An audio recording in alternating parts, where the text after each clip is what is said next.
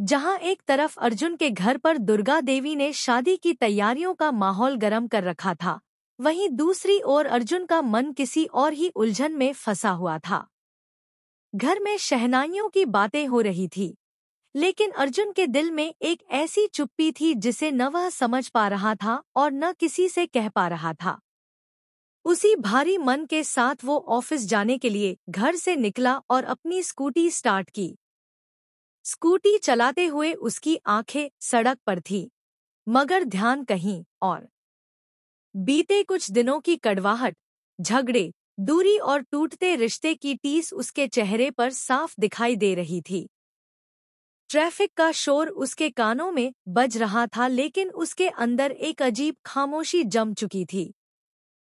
उसी समय दूसरी ओर अहाना मार्केट से कुछ जरूरी किताबें लेकर ज़ेब्रा क्रॉसिंग से सड़क पार कर रही थी। उसके चेहरे पर भी वही थकान, वही बिखराव, वही सवाल, क्यों सब कुछ इतना उलझ गया?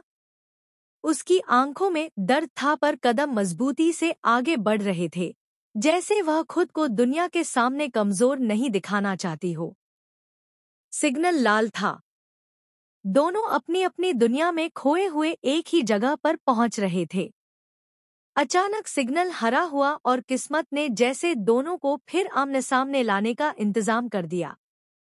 अर्जुन ने स्कूटी आगे बढ़ाई, लेकिन उसका ध्यान पल भर के लिए भटका और स्कूटी का बैलेंस बिगड़ गया। हैंडल सीधे अहाना से टकराया। अहाना का संतुलन बिगड़ा, किताबें हाथ से छूट गईं और वह सड़क पर गिर पड़ी। उसके पैर में चोट लगी और खून बहने लगा। अर्जुन के होश उड़ गए। अगले ही पल उसने स्कूटी सड़क के किनारे खड़ी की और दौड़कर अहाना के पास पहुंचा। वह पल भर को भूल गया कि वह उससे दूर जाने का नाटक कर रहा है, भूल गया कि रिश्ते कागजों पर खत्म होने वाले हैं। उसके अंदर सिर्फ एक ही बात थी, अहाना घायल है। उसने उसे सहारा देकर उठाया और पास की बेंच पर बैठाया। अहाना दर्द से करा रही थी। अर्जुन के हाथ कांप रहे थे।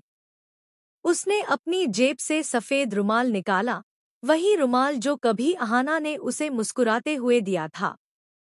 उसी रुमाल से अर्जुन ने उसके घाव पर पट्टी लगानी शुरू की। उसका हर स्पर्श, हर हरकत अहाना के दिल में गहरे उतर रही थी। दोनों की आंखें मिली।